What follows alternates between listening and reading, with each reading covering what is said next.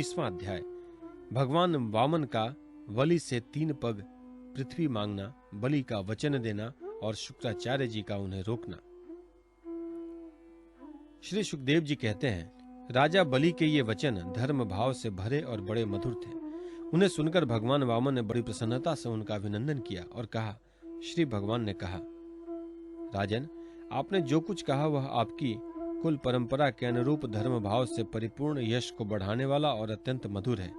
क्यों न हो, परलोक हितकारी धर्म के संबंध में आप भृगुपुत्र शुक्राचार्य को परम प्रणाम जो मानते हैं, साथ ही अपने कुल वृद्ध पितामह परम शांत प्रहलाद जी की आज्ञा भी तो आप वैसे ही मानते हैं। आपकी वंश परंपरा में कोई धैर्यहीन अथवा कृपण पुरुष कभी नहीं हुआ। ऐसा भी कोई नहीं हुआ जिसने ब्राह्मण को कभी दान न दिया हो, अथवा जो एक बार किसी को कुछ देने की प्रतिज्ञा कर दे, बाद में मुकर गया हो। दान के अवसर पर याचकों की याचना सुनकर और युद्ध के अवसर पर शत्रु के ललकारने पर उनकी ओर से मुंह मोड़ने वाला कायर आपके वंश में कोई हुआ ही नहीं। क्यों न हो, आपकी कुल परंपरा में प्रहलाद अपने निर्मल यश से वैसे ही शोभायमान होते हैं जैसे आकाश में चंद्रमा। आपके कुल में ही हिरण्याक्ष जैसे वीर का भी जन्म हुआ था। जब वीर वह हाथ में गदा लेकर अकेला ही दिग्विजय के लिए निकला, तब सारी पृथ्वी में घूमने पर भी उसे अपनी जोड़ का कोई वीर न मिला।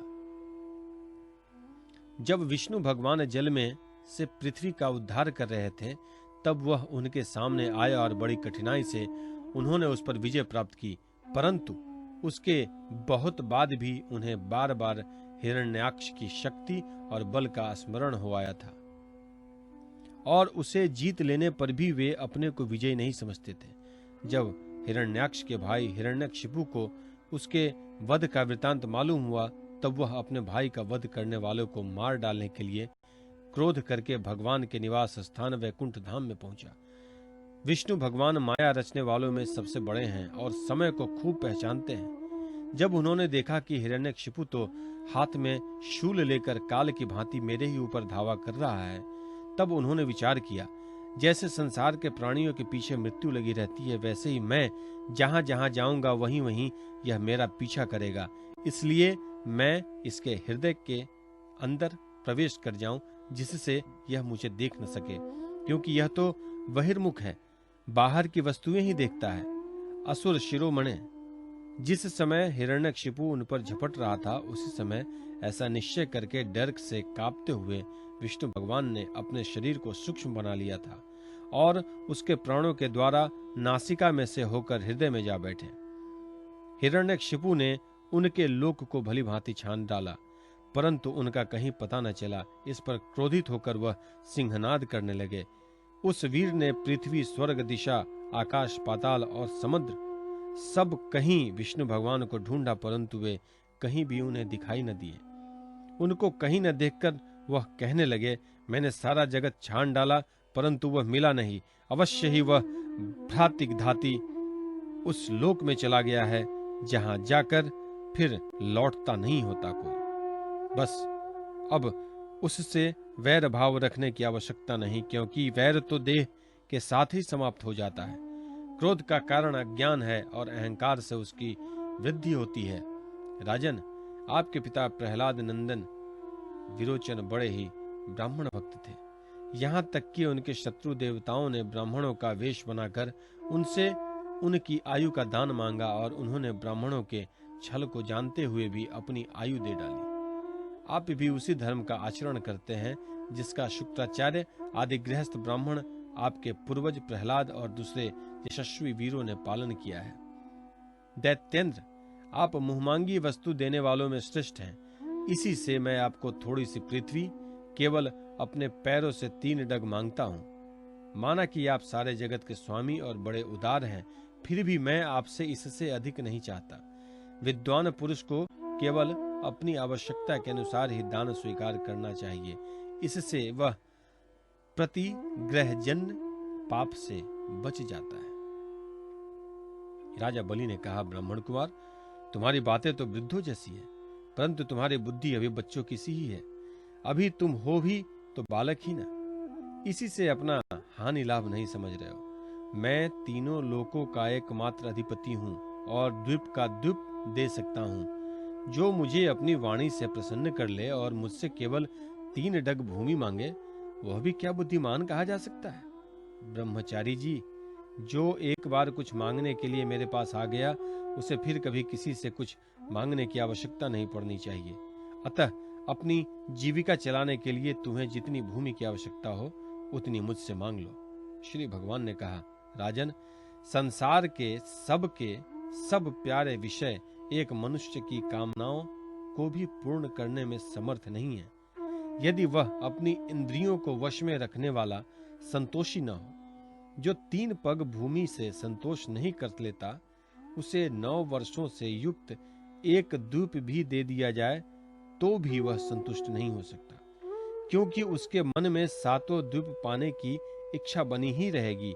मैंने सुना है कि पृथु, गय आदि नरेश 7 द्वीपों के अधिपति थे, परंतु उतने धन और भोग की सामग्रियों के मिलने पर भी वे तृष्णा का पार न पा सके। जो कुछ प्रारब्ध से मिल जाए उसी से संतुष्ट हो रहने वाला पुरुष अपना जीवन सुख से व्यतीत करता है, परंतु अपनी इंद्रियों को वश में न रखने वाला तीनों लोकों का राज्य पाने पर भी दुखी ही रहता है, क्योंकि उसके हृदय में असंतोष की आग धधकती रहती है। धन और भोगों से संतोष न होना ही जीव के जन्म मृत्यु के चक्कर में गिरने का कारण है, तथा जो कुछ प्राप्त हो जाए उसी में संतोष कर लेना मुक्ति का कारण है। जो ब्राह्मण स्वयं प्राप्त वस्तु से ही संतुष्ट हो रहता है, उसके तेज की बुद्धि होती है। उसके असंतोषी हो जाने पर उसका तेज वैसे ही शांत हो जाता है जैसे जल से अग्नि। इसमें संदेह नहीं कि आप मुहमांगी वस्तु देने वालों में शिरोमणि हैं, इसलिए मैं आपसे केवल 3 पग भूमि ही मांगता हूँ। इतने से ही मेरा काम बन जाएगा। धन उतना ही संग्रह करना चाहिए जितने की आवश्यकता हो। श्री सुखदेव जी कहते हैं, भगवान के इस प्रकार कहने पर राजा बलि हंस पड़े। उन्होंने कहा, अच्छी बात है, जितनी तुम्हारी इच्छा हो उतनी ही ले लो। यूं कहकर वामन भगवान को 3 पग भूमि का संकल्प करने के लिए उन्होंने जल पात्र उठाया। शुक्राचार्य जी सब कुछ जानते थे, उसने भगवान की यह लीला भी छिपी न रखी थी। उन्होंने राजा बलि को पृथ्वी देने के लिए तैयार देखकर उनसे कहा, शुक्राचार्य जी ने कहा, विरोचन कुमार, ये स्वयं अविनाशी भगवान विष्णु हैं। देवताओं का काम बनाने के लिए कश्यप जी की पत्नी अदिति के गर्भ से अवतीर्ण हुए हैं। तुमने यह अनर्थ न जानकर कि मेरा सब कुछ छिन जाएगा, इन्हें दान देने की प्रतिज्ञा कर ली है। यह तो दैत्यों पर बहुत बड़ा अन्याय होने जा रहा है।